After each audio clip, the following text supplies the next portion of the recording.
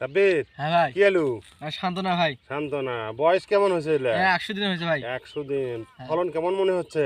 4 মণ, 4.5 মণ মণ। হতে পারে। হ্যাঁ। হ্যাঁ, তাহলে তো ছোট আলু কম আছে। হ্যাঁ, ছোট আলু খুব কম, বড় তাই না? বেশি। তাহলে তো মোটামুটি আলু গাড়া যায়। হ্যাঁ, ইনশাআল্লাহ ভাই। তাহলে এই আলু ওষুধ পাতিও ঠিক মতো দিলে আশা করা যায় ভালো থাকে। হ্যাঁ, হ্যাঁ, পচারও কম ধরে। খুব কম। হুম। তাহলে মোটামুটি আলু গাড়লে আমরা কি ফলনও ভালো পাবো। হ্যাঁ ভাই। দাম কেমন? অন্য আলুর চাইতে দাম বেশি নাকি? হ্যাঁ ভাই, হ্যাঁ। তাই এই আলু সাদা আলু বর্তমানে দামও ভালো, তাই না? হ্যাঁ। তাহলে আমরা পরবর্তীতে চিন্তা ভাবনা করতে পারি যে আলু আরো বেশি লাগান যেতে পারে। হ্যাঁ ভাই। তাহলে আমরা এটা নিয়ে কি আরো চিন্তা ভাবনা করব, আলু লাগাতে পারি, তাই না? হ্যাঁ।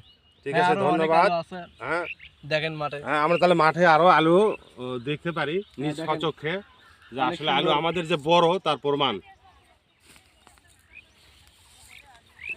দেখাও, মিলে মিলে চতুর মুখে দেখো, ওই যে দেখাও। হ্যাঁ, অনেক তাহলে সুন্দর আমাদের যে যারা আলু তুলতেছে তারা তো নিজেরাও বলতেছে আলুটা বড়, তাই না সাব্বির? হ্যাঁ। ওর কাছ থেকে একটু কথা নেওয়া যাক। হ্যাঁ, ঠিক আছে, আমি জিজ্ঞাসা করবো।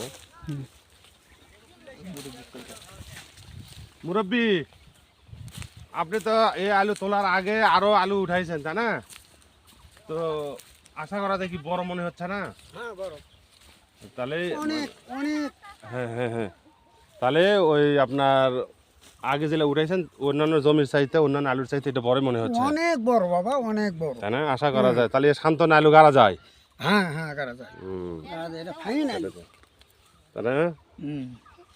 বড় আলু আনা হাতত নাও খালু হুম, আরো বড় লেও পাগলা হছেন নাকি